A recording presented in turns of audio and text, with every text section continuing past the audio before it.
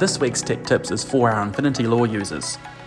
Have you ever opened a PDF in ILPDFreader, Infinity's built-in PDF reader, only for the file to appear for a split second then turn into a grey screen? Well, you are not alone.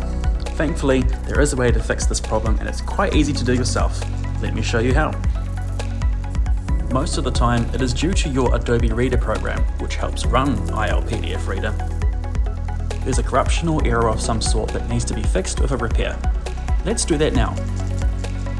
Go to Start, then start typing in the word Programs until Add or Remove Programs appears in the Best Match list. Click this, then find Adobe Reader. Your next move depends on your Windows version. If you're on Windows 11, click on the three dots to the right, then click on Modify. If you're on Windows 10, click on the Adobe Reader name, then click on Modify.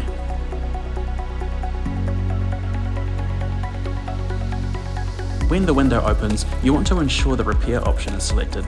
Running this fixes missing or corrupt files, shortcuts and registry entries, and will help bring those PDFs back to life. Follow the prompts until the repair is complete. Once done, you can then check your PDFs. They should then open as expected and, most importantly, stay open and not grey out.